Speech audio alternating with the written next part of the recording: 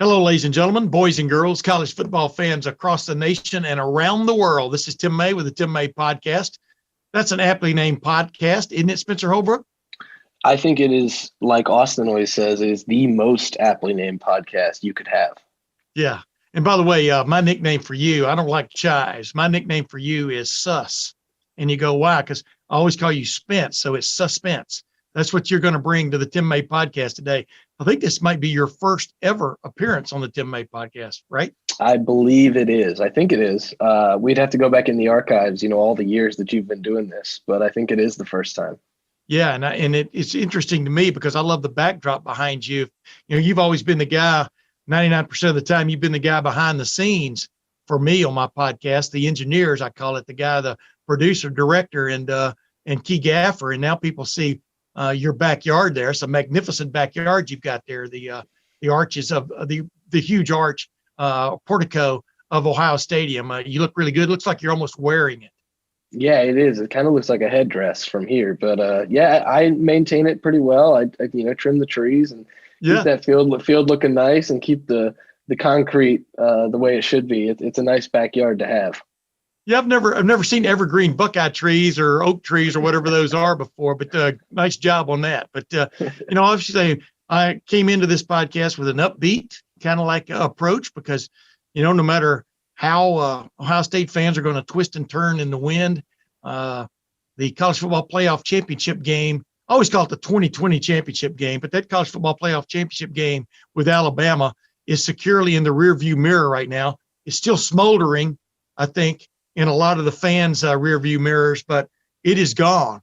And my guest today was right in the middle of it all that night at Hard Rock Stadium in Miami Gardens against Alabama, just a little over a week ago.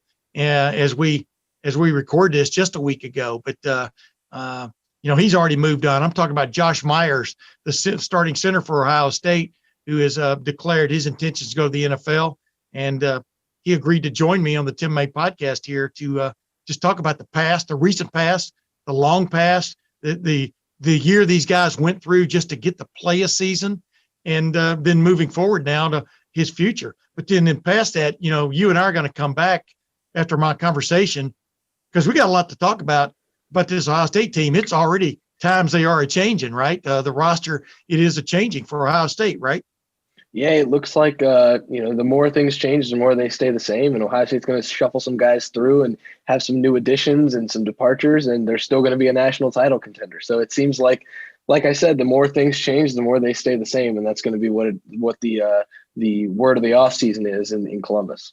Well, we know Justin Fields is leaving, but boy, the big news for his successor, whether it's C.J. Stroud or Jack Miller, or who knows, the McCord kid could come in and make a challenge. He says he wants to do that, but the bottom line is he's going to have his left tackle back in Thayer Munford. He's going to have maybe the best tight end in college football this coming year. Jeremy Ruckert said he's coming back, and Chris Olave, who arguably, if there's a receiver better than him in the nation, especially now that Devontae Smith is gone, who knows who it is, but Chris Olave announced his intentions to return. So that's big news. We're going to get into that later, but those are pretty good developments for whoever succeeds Justin Fields, right? Well, whoever has the opportunity to play quarterback is going to have the best night of their life tonight, because they just found out they're getting back, like you said, an incredible wide receiver talent in Chris Olave, who could have been a first-round pick. They're getting back tight end and Jeremy Ruckert, who's going to have a long NFL career and is going to be a fantastic NFL tight end. But for those two to both come back, and then you look at the running backs that are coming in and the running backs that are coming back, you look at the offensive line that's coming back with both your tackles and some experience in the middle.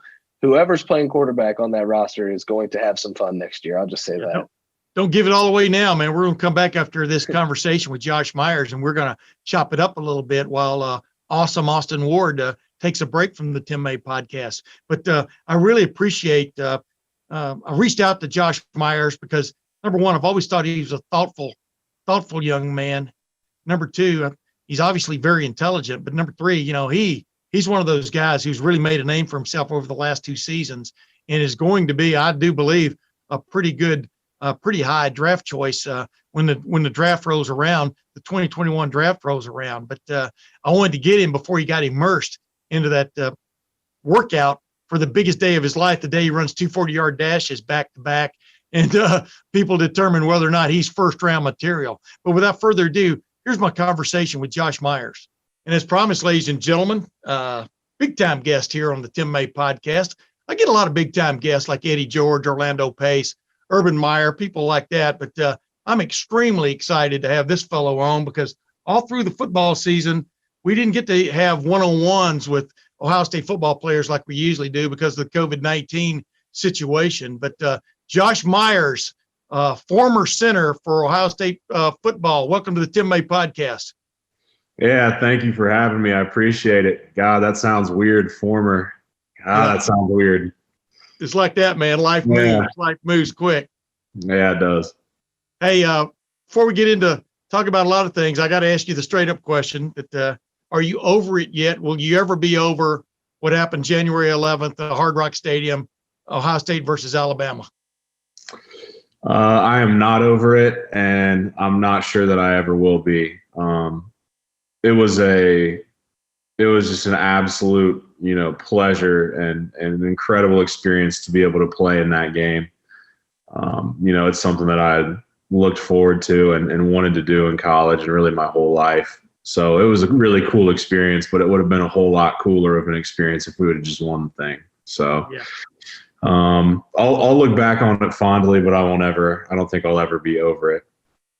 Is it strange to you as you sit here right now? You're down in the Dallas Fort Worth area getting ready because as people know by now, you announced that you're headed to the NFL, and good luck to you, by the way. But and now you're down there, I guess, in a training situation. I'm sure I don't know what's going on. Why are you in the Dallas Fort Worth area? Explain to people.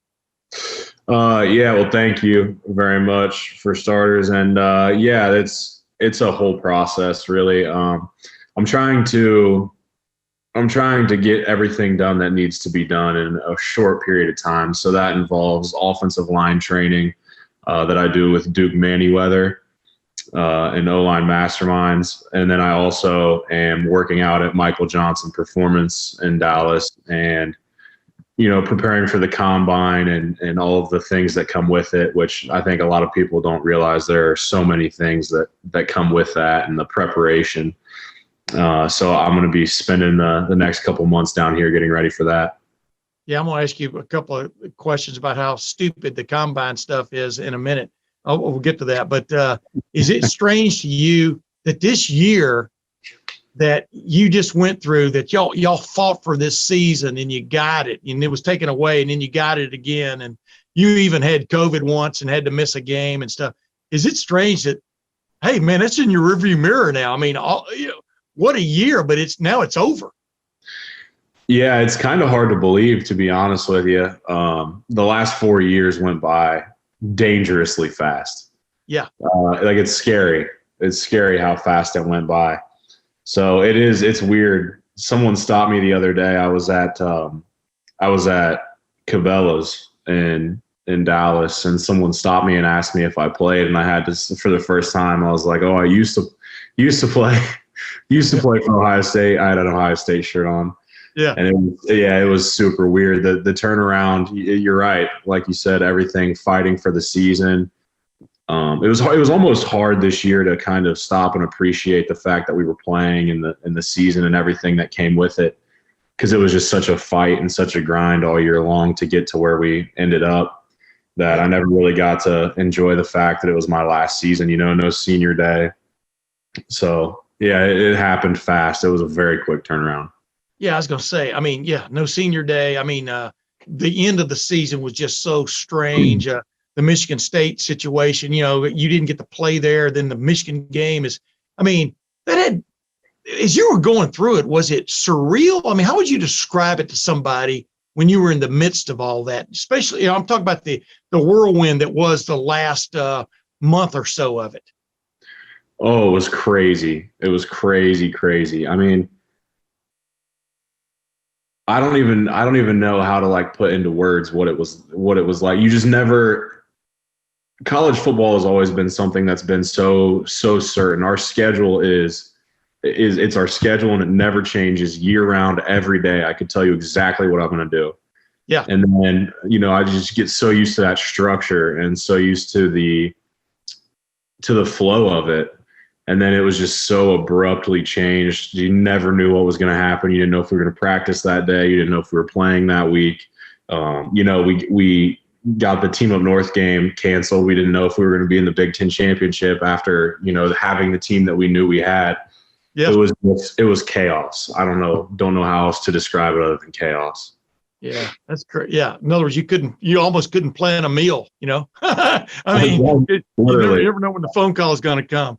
You described quite aptly your fight with COVID, or at least it wasn't necessarily your fight with COVID, but just going through having to be isolated for 10 days was crazy and stuff. And as you look back on it now, I'm going to ask you just one last thing about that, Josh. Did the Big Ten get it right or not right, you think, the way they handled it? What, from the inside out, as you look back on it now, what's just your take on the way the Big Ten handled the situation? Yeah, I don't think they handled it poorly. I think that they genuinely had what was best for the student athletes in mind at the time, like especially during the cancellation. And I understand where they were coming from. They didn't know, that at the time, we really still did not know very much. And I know we don't still, but we know a whole lot more now than we did in August. And so I understand where they were coming from. I get it. And I know that they were looking out for what they thought was our best interest. And I appreciate that as a player. So, I don't think they did a bad job. I think bringing the season back was also the right thing to do. And I know as players, we appreciated the rules that were set, although it made it hard at times. Again, it was just something that was in our best interest. And as players, it can be, it's hard at times as players because, it's just like, let's just play. Yeah. We're not going out into the public. We're not endangering the public in any way. If we get it, we really, it would be unfortunate. We don't want to have it, but we want to play football more than anything in the world. So, it was a delicate situation, but I think that I don't think they handled it poorly, to be honest. Gotcha. All right. I'm not going to ask you about Devin Smith. Is he legit Heisman winner? I think everybody knows the answer to that now. Alabama, blah, blah, blah. That game is done, baby. You got to the championship game. To win it, you got to be in it. So y'all had a shot. Y'all got the shot you wanted. Life doesn't always turn out the way you want it to, but do you give you and your teammates kudos for finding a way to get in? And obviously your administrators, I mean, like Gene Smith and all, Christina L. Johnson, the new president of Ohio State, are fighting to give y'all at least that shot. You follow my drift? Yes, I do follow your drift. Yeah, it was 100% agree with you. There were so many people that worked so incredibly hard to even get us to that opportunity, to that moment, to even be able to perform in the CFP. It was just a long, hard fight that I don't think the average fan can quite grasp what all we had to go through to get there, and the sacrifices that were made. It was awful. It was awful, the sacrifices that we had to make to get to where we wanted to go. And it made our team closer because the players knew we were in it together. You know what I mean? And it sucked to have to go through it, but at least we did it together. So I was just so happy for our team to get there. And I've never been as close with a team as that team was. We were incredibly close.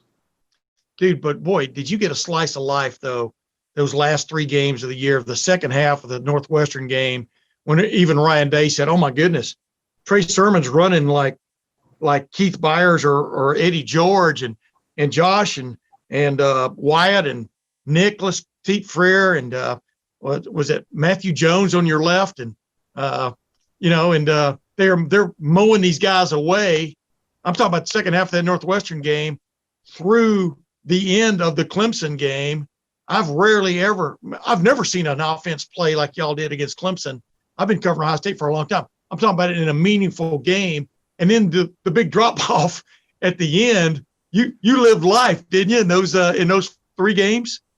Yeah, that's Yeah, everyone says that sports are a great teacher about life, and I would say that those 3 games would be the perfect example. Yeah, there's ups and downs and twists and turns just like the rest of the year. You know what I mean? Yeah. But Yeah.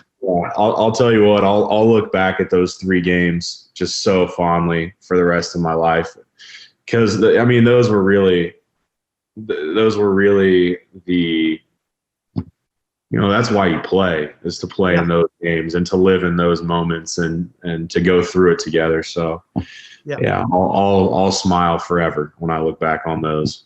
Yeah, it's funny because I hear people all the time say sports is a metaphor for life, and I go, for guys that play sports, it's not a metaphor for life. For guys who play sports and coach it, it is their life. I mean, it's like being a movie actor. Yeah, you're a metaphor when you're playing somebody else in a movie, but that is your life, and it's like, make the most of it. Not every movie you make is going to be a hit, but no one's going to forget that Clemson game, no matter what happened in that Alabama game. I'm just telling you that right now. I've been around long enough to know what people remember and what they forget, or let's put it this way, put it in the backside. But when you finally made that decision, didn't surprise anybody that you decided to go to the NFL, because you had a chance to really go last year, or at least to ponder that last year, opted to come back and stuff. But did it feel like when you made the decision this time, did it feel like the day you committed to Ohio State? Was there any other, or did it just feel natural, now's the time to go?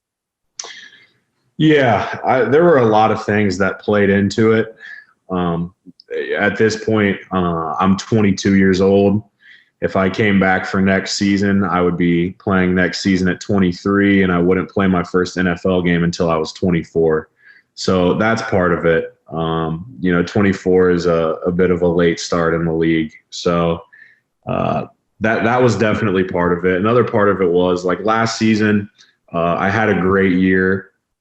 I had a ton of fun, and I just wasn't ready to go. Mentally, emotionally, I just wasn't ready to make that leap yet. I hadn't prepared myself for that yet. The only focus that I had was college and doing the absolute best that I could in college, and living it up and having a great time with my boys playing football. And then, as the season ended, I just wasn't ready for that leap yet. I wasn't prepared. I didn't have an agent. I didn't have my eyes set on any agencies where I wanted to train. There's just so many moving pieces that I was just like, you know what? I'm just going to come back and play next season and get all that stuff sorted out and have one more season with my boys, with my brothers. And I think that was the best decision I could have made. But the end of this season, I was just so much more prepared, and I just felt like I was mentally, physically, and emotionally ready for this next step. So it just made sense. I was going to say, man, and you don't have to respond to this, but I think one of the things that got you guys through this whole COVID challenge, this pandemic challenge, I think a lot of things happen for a reason, almost like serendipity. And I thought you coming back, you're one of those stalwart, strong dudes. I mean, mature beyond your years, in my opinion, in a lot of ways. But I just think leadership of guys like you are what helped Ohio State get through this, that thing, and get back to a chance at a national championship. And like I said, you don't have to respond to that, but boy, in challenging times, you need leaders, man. And, besides yourself, I mean, give me one other guy before we move on. Give me one other guy that you thought really stepped up. A bunch of you guys did. But give me one other guy that just surprised you, maybe the way he stepped up in a leadership role this past season to help you guys kind of weather the storm. Yeah, well, for starters, I really appreciate you saying that. That means a whole lot to me. And you're right. There were a ton of guys who really stepped up. There were so many leaders on our team this season. First guy that comes to mind to me, and like how he played in the late latter half of the season, the late stretch of the season, is no surprise. But Justin Hilliard,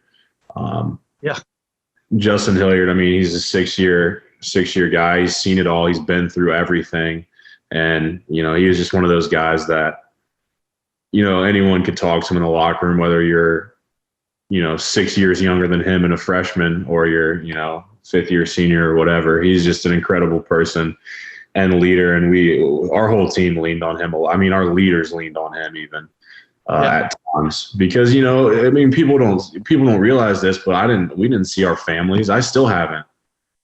I still haven't seen them. They had to fly home after the Alabama game, and I didn't get to see him at the stadium after the game. And I went back to my hotel, went to bed, woke up, and flew to Dallas, and I still haven't seen him. So, wow.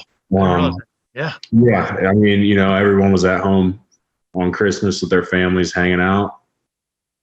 Not any Ohio State football players, man. We were in Columbus, just sitting there. Yeah. We were with our families. So, you went caroling, didn't you? I'm just joking. All right. Yeah. But seriously, after that game, I just had this vision of you guys. The game's over, the season's over, masks off. But that wasn't the case at all, was it? No, unfortunately not. Yeah.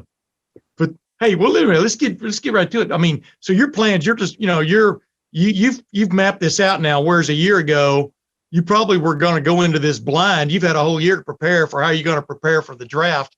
And like I said, the two most important 40-yard dashes of your life, right? And then you'll probably never run another 40-yard dash. But do you all of a sudden feel like you're in a business? I mean, what's the feeling like suddenly, Yeah, it is. It's weird because you transition from, as a player, I've spent my whole life as a player very much doing whatever I was told and whatever I was asked to do. And that's something that I'll continue to do when I am playing in the NFL. If the coaches need me to do something, I'm going to do it. I don't think that'll ever change. That's hardwired into me. But it does. You do feel a whole lot more like a business when you get into, like, I'm not a part of a team right now, and I'm trying to sell myself to teams. It's, it's not so much like, getting recruited in high school. The teams are selling themselves to you. Yeah. Now I'm selling myself to teams, and, I have agents, but really my agents work for me. I don't work for them. And same thing with the people that I'm training with. Really, they work for me. I don't work for them. It's just a very weird process that it's going to take some getting used to, because I'm just not used to it. I'm so used to, standing up straight up, I mean, it's just, I don't know. It's a weird thing. It's hard to explain as a player. It's like a complete 180.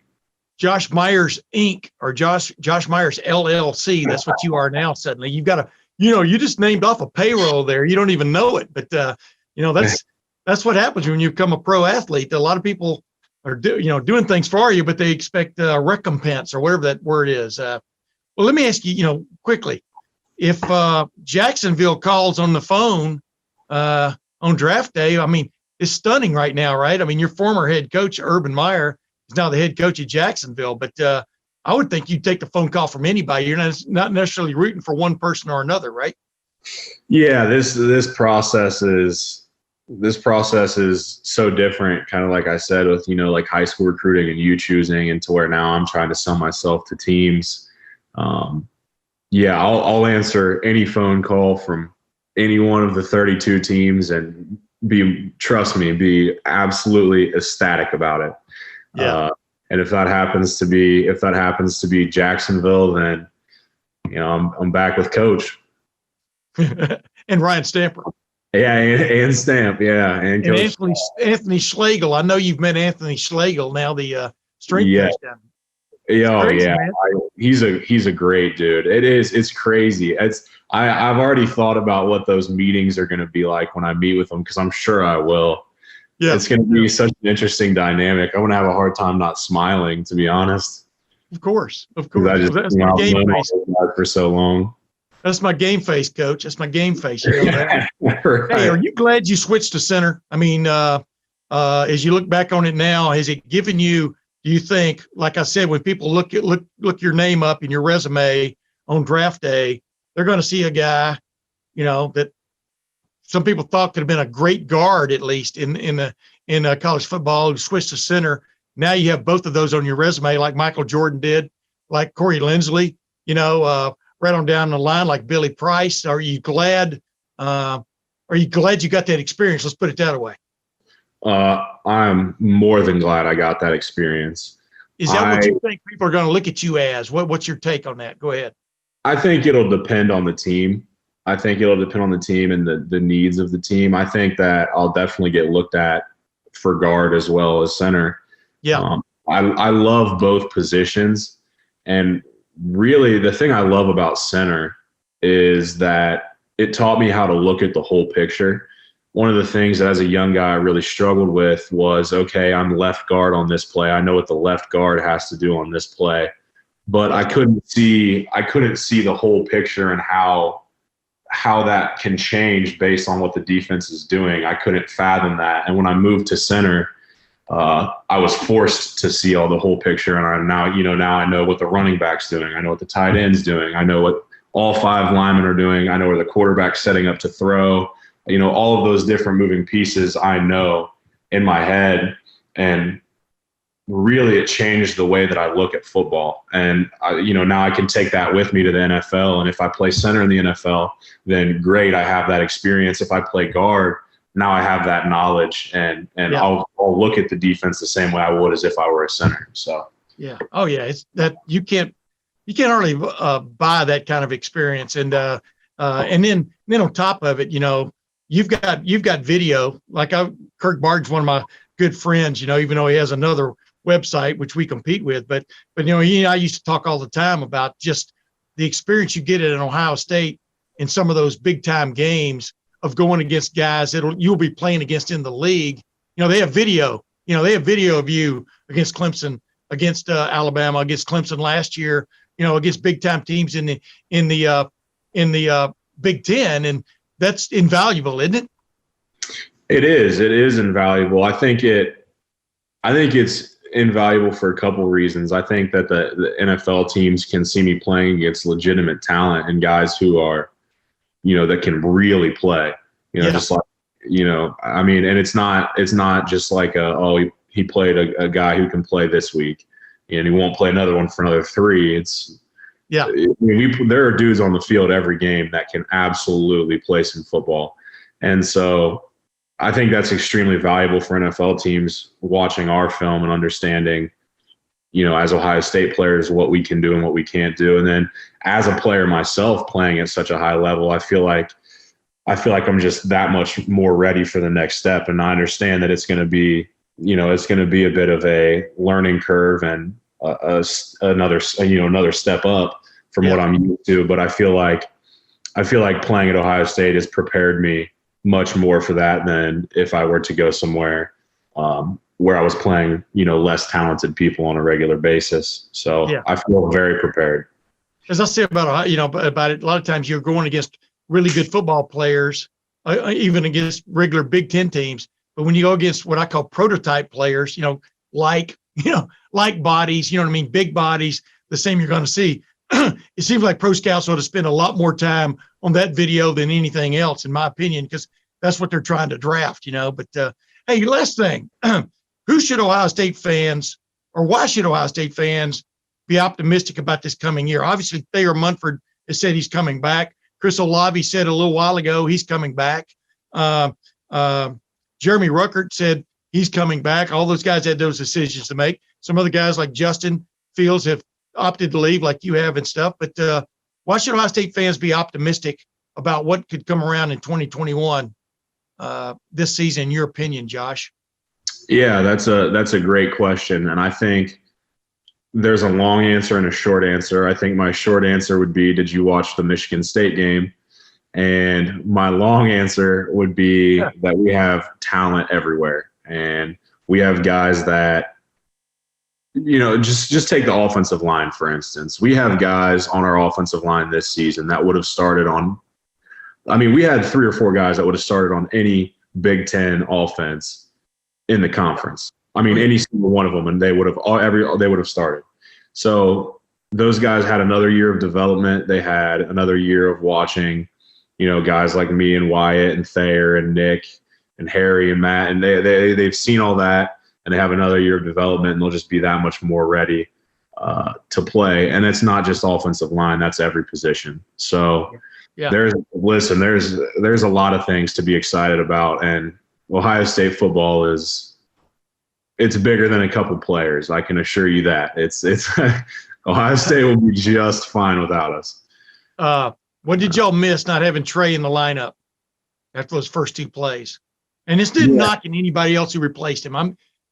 As I said, if you could have surgically taken out two players from Ohio State, Trey Sermon and Tommy Togiai, who would change sort of the dynamic of y'all's offense and defense, those would have been the two guys I would have plucked out of there. You know what I'm saying? I personally would 100% agree. I would 100% agree. I think the 1-2 punch of Trey and Master was extremely special. I think Trey has a lot more wiggle than Master does, and that doesn't necessarily mean better, but different. And Trey was running really well down the stretch, seeing the holes and hitting them hard, and then making people miss at the second level. And just the way he was playing was massive, and it hurt bad not having him in there. And of course, when they would pull Trey out and throw Master in there for some plays, man, he would make him feel it. He is north and south, and he was running it. So that one hurt. Tom not having Tom was, that one hurt really bad. Yeah, that one hurt really bad. So what game will be on, if you could put a game on your mantle from your college career, what game would it be? Would it be the game where you guys launched Trey Sermon to 331 yards rushing and broke the 25-year school record set by Eddie George for a single game rushing record? Would it be the Clemson game? Would it be a game I'm not thinking about? Would it be one of the games? It's funny, y'all played Clemson more times in the last 2 years than you played Michigan. That's how screwed up 2020. Yeah, right. But what would, and we'll get out of here after this, but what would be that game that you would put on your mantle? That is an awfully tough one. Gosh, I think personally it would have to be a tie. I can't pick one. I just can't. Okay. Yeah. It's one of those trophies that's got two things on it. Go ahead. Yeah. There's two picture frames there. Okay. Yeah. I think the 2019 Team Up North game for me is one of them. That they had a lot of steam coming into that game, and people were expecting a very close ball game, and to go to Ann Arbor and beat them the way we did, and it to be my first start and evidently my only start in the game just made it so much more special. The amount of emphasis that we put on that game in a calendar year is just absurd. Yeah. It is absurd. And so that one has to be one of them. I can't not make it one. That game will live on in my heart forever. Yeah. And then also the Clemson game from this season, to lose last year the way we did to them in a game that really we should have won, and to turn around and again be the underdog and beat them the way we did was probably one of the most satisfying,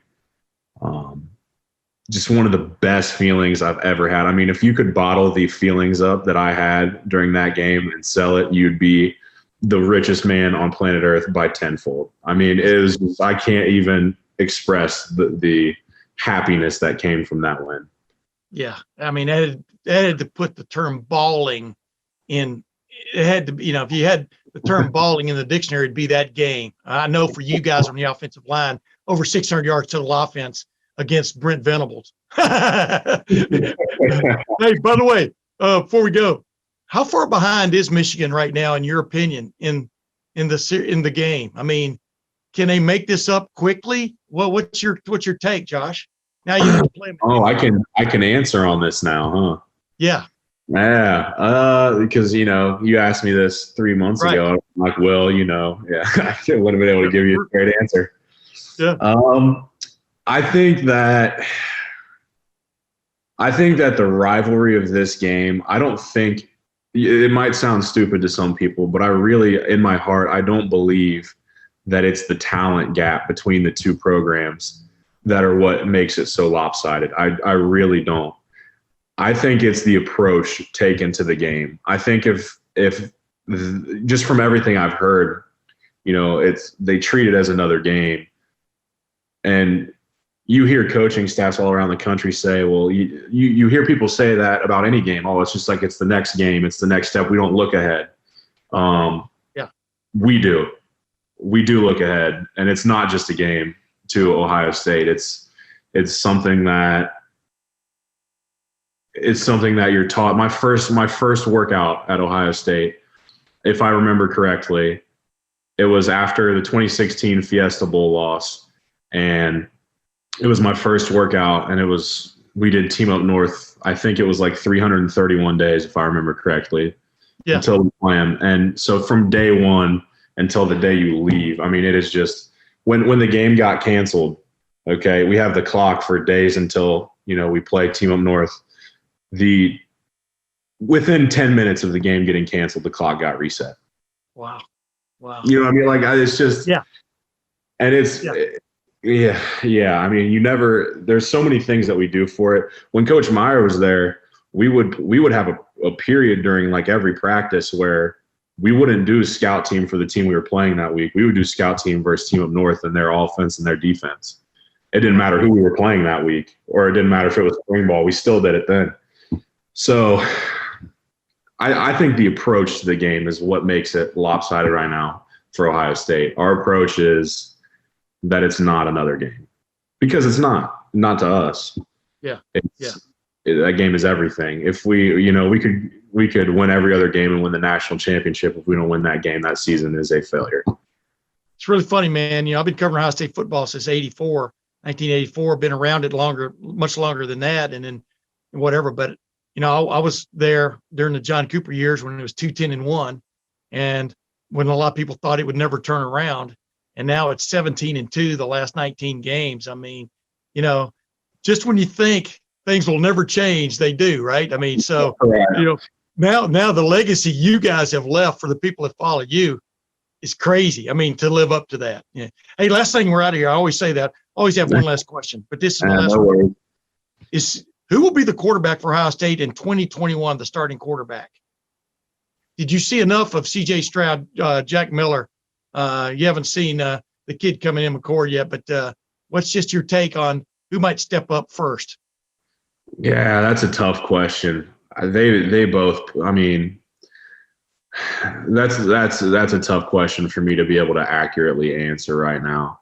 Yeah. I mean, I can tell you this, whichever, you know what it kind of reminds me of, to be completely honest with you, it kind of reminds me of, and they're a little bit younger than these two guys were. So it's, this is putting a lot of pressure on them, but it kind of reminds me of Dwayne and Joe, that kind of situation. It sounds crazy, I know, but I think those two guys are that talented. And I think that they both bring things to the table that are different, but that are really good. And I'm not really sure there's a wrong choice there. You know what I mean? If Ohio State chose to start Joe instead of Dwayne, we would have been fine. Yeah. We chose Dwayne. We were fine. LSU got Joe. LSU was fine. You know what I mean? It's I think it's one of those kinds of situations. Yeah. Joe and LSU, they did all right anyway. Yeah, they weren't too bad. Josh, you're one of my favorite guys, man. We don't get that. I tell people all this all the time. When Orlando Pace was there, I used to talk to Orlando almost every day. I mean, because it was a different time, and stuff. We hardly ever get to see you guys, but don't think we don't appreciate guys like you, guys who cover the team. I mean, I don't cover it quite as close as I used to, but pretty close. I don't like to keep up with stuff, but it means the world to us when we do get some time with you guys, because we understand the sacrifice you guys put in this year. Just to play football, and it wasn't just for the fans and stuff. I mean, y'all did that for yourselves, because y'all could have walked out of that building on August 11th and never come back. I mean, but so the work and the dedication y'all put in is totally appreciated, and I hope you feel that now as you get ready to move on to where you have to earn your paycheck week by week. You have to prove that you're better than that guy who's trying to take your job. you have to prove you're better than that guy, or you just ask the favor of, hey, what do I do on this play? And he tells you the wrong thing. That's what you're going to miss most from college to pro. But it's a different world. But I did want to say that I really appreciate you saying that, and also, like when you asked me to do this podcast, I absolutely said yes, because you guys have had our back from day one. You've had my back. And we don't get to express it much, but we really appreciate it. I really appreciate it too. So you guys are also appreciated. I hope you guys know that. Oh, yeah. Well, I'm going to tell my wife you said that and see what she says. You should. There you go. Josh Myers, ladies and gentlemen, on the Tim May podcast. Appreciate you, Josh. Thanks for coming on. Yeah, absolutely. Thank you for having me. Spencer, I know you and Josh go back a long way, just like I do with him, but he's an impressive young man, all things considered, correct? Yeah, I think every conversation I've ever had with Josh, I would try and grab him a little bit and talk to him off the record, or talk to him in, one-on-one setting in 2019 before the pandemic hit and everything. And every time you talk to him, you learn something about the offensive line, or you learn something about the offense, or just the team in general. And I don't think anybody's ever had a bad thing to say about Josh Myers. And I think it's going to be harder and harder to find NFL scouts that have bad things to say about him, because he's just as impressive off the field as he is on the field. Yeah, and he really did develop into one of the nation's elite centers. I'm very curious to see where he goes in the draft. Moving on from that, though, I'm just as curious. So does Harry Miller move into that spot now? What's your take on that? I mean, you know this roster as well as anybody. The natural progression for me when I saw Harry Miller start at guard this year was, well, he's going to play guard and he's going to move to center and he's going to challenge for the Remington Trophy and become a borderline All-American and then go to the NFL, because that's the line of succession at Ohio State. When you are recruited as a center, you play guard, you play center, you almost win the Remington, or you win the Remington, go to the NFL. So naturally that would be the progression, but I do think there's some challengers there. I think Matt Jones was recruited as a center prospect. I think Luke Whippler, a high four-star guy who could step in and really make an impact on that offensive line next year. There are challengers for Harry Miller. I'm not going to pen him into that role yet. I think he'd be penciled in, but I'm not going to put in pen yet, because I think there are some guys on that offensive line where if you play him at guard, they're going to do well. If you play him at center, they're going to do well. So I think Ohio State has some options that are far from Harry Miller, but Harry Miller seems to be the leader right now. Yeah, and I was going to say, I mean, Ohio State fans, don't let one game, that Michigan State game was a tough chore for Harry Miller, suddenly jumping down there into center to play for Josh Myers, who had tested positive for COVID, that week. He had a tough, he had a little tough time with his deep snaps and stuff, but I'm really interested, like you are, to see how that plays out. But, just when you named Luke Whippler and you named Matthew Jones probably jumping right into what could be coming in 2021. He was probably as pleasant a surprise for the Ohio State coaching staff as anybody on this team the last 4 or 5 games of the year, because even against Alabama, I thought he played very well. He started in place of Harry Miller at left guard, even though Harry Miller was available. And I think he really put his name up on the chalkboard. Don't you agree? Yeah, he impressed me, because when you first look at this offensive line, I'll even go back to my first season covering the team in 2019. That offensive line was almost set, other than the tackle spot with Brandon Bowen and Nicholas Petit-Frere. Matthew Jones was never mentioned. And this year, going into the season, that tackle spot was the only one that was up for grabs, with Nicholas Petit-Frere and Paris Johnson. And so Matthew Jones had almost been, for lack of a better term, an afterthought. In the depth chart of Ohio State, he was always going to be in the 2 deep, but never good enough to take that leap.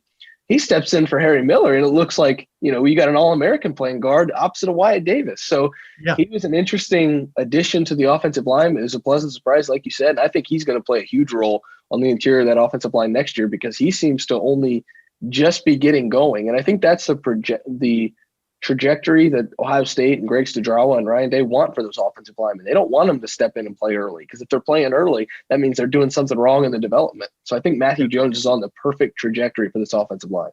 Yeah, like you said, it also means you have some holes, in their basically in their roster when you have guys having to jump in and play early, unless of course they're Orlando Pace or somebody like that. But you're exactly right. But just Luke Whippler, Harry Miller, Matthew Jones, that could be still the interior of your offensive line next year, which means, C.J. Stroud or Jack Miller, whoever jumps in there at quarterback.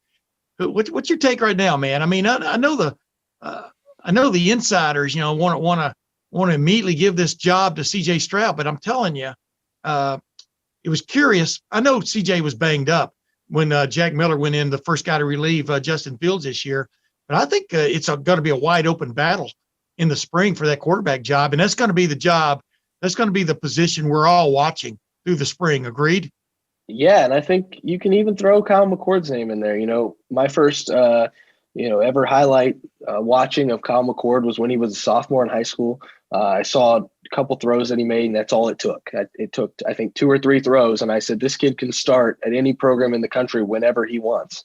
And I'll stick by that. I think he has the tools and the ability. If he can learn the playbook from January next week, I think when they arrive, he can playbook from then to fall camp, because I think this battle is going to go into fall camp. I don't think it's going to be one of those spring game decisions. I think it's going to go into the fall camp. If Kyle McCord impresses enough in spring ball and learns the playbook and gets on the same page as the wide receivers, don't be surprised to see him in some games when they're still testing the waters to find out who's going to be the starter, because I think it might even go into that first game of the year. I know you play at Minnesota. It's going to be odd to do that, but all 3 of these guys are supremely talented. They really are. You have an embarrassment of riches at quarterback. You haven't seen him throw a college pass yet.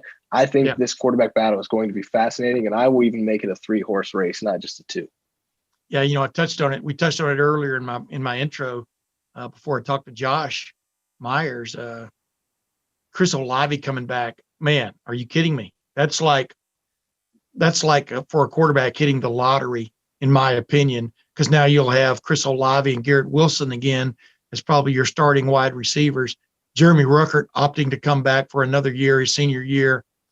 That was huge too. I thought he was not for sure. Nothing's ever for sure, but I thought there was a great chance he was going to leave for the NFL.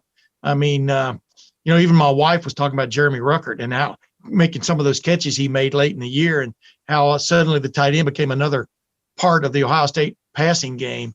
But, and even at running back, if Master Teague III is back, but then, Mayan Williams, the guy that had to miss the Alabama game, I thought, man, he made strides big time and finally showed the public what his teammates were talking about him behind the scenes about,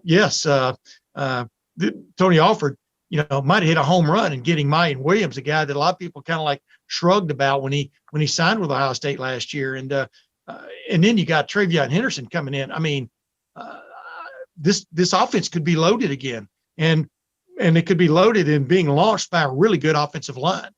Yeah, and I think it starts up front. But when you talk about the wide receivers, to have Olave and Wilson back, to have Julian Fleming another year under Brian Hartline, and to have Jackson Smith and Jigba another year under Brian Hartline, to get Emeka Ibuka, into that offense and see what he can do in a role that I think will be similar to what Jackson Smith did this year. And then to have Fleming, 5 capable running backs, I think that could start. Evan Pryor, even Travion Henderson, Master Teague III. I know you like to put the third on there because you like to call him by his proper name. Marcus Crowley and Mayan Williams, like those guys. It's a loaded offense, and playing time is going to be like fighting amongst the wolves trying to get on the field, because this is an incredibly talented offense. I'm really excited. It's January 18th. I'm already excited to watch the offense go.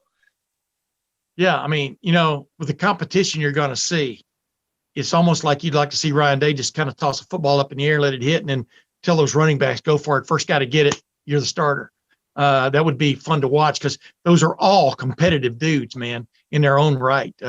And then defensively, real quick, you're really going to miss the most, man. What's going to be the toughest replacement? I think it's going to be a guy who does maybe more off the field than he does on the field, but he's highly productive on the field. I think it's Jonathan Cooper. When you have a 5th-year guy who understands everything about Ohio State, grew up in Columbus, had the brutal loss to Clemson, was on that roster, picked Ohio State over every other school, has been to multiple playoffs, beat Michigan every time he needed to, has seen it all, was in the locker room for the Iowa game, the Purdue game, the lowest of lows the last 5 years, the highest of highs. And he's an ultra productive, high-end talent caliber guy who can, bend really well, get to the quarterback whenever you need a big play. To lose that off your defense is massive. And I think, Pete Werner, Tuff Borland, those guys were huge. Sean Wade, huge for that defense. Yeah. But when you talk about the experience that Coop brought to the locker room, brought to the meeting room, the film room, had with Coach Jay and helping the younger guys and take him off the field from that defense, I think he's going to be very difficult to replace. And I think, Ohio State's been able to replace the Bosa's and Chase Young. And I think it's going to be just as difficult to replace Cooper as it was those guys, but in a completely different sense. So I think that's where I turn. I think it's the competition to replace Cooper as the leader of the defense has already started.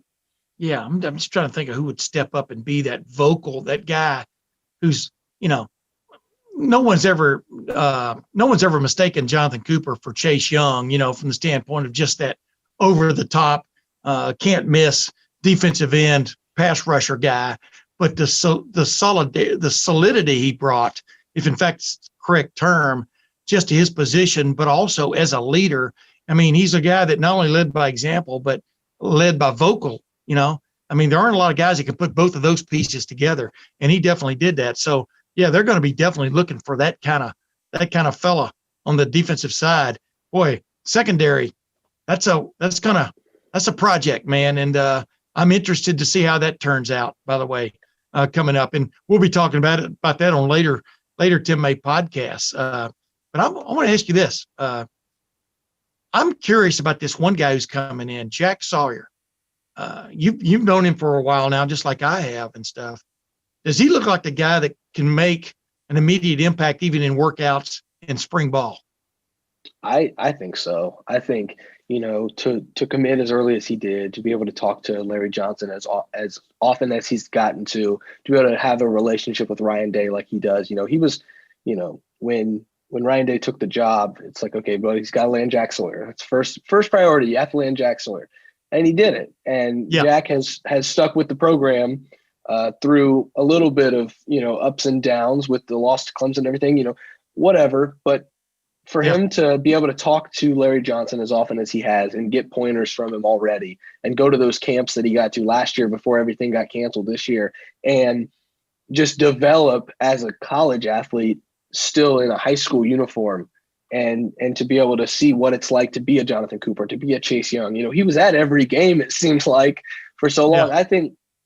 I think he understands what it takes already. So when he steps in next week or whenever, like I said, whenever they arrive on campus here in January, I think he's going to be ready. And I think he's going to be up to the challenge. I think he's going to make an immediate impact.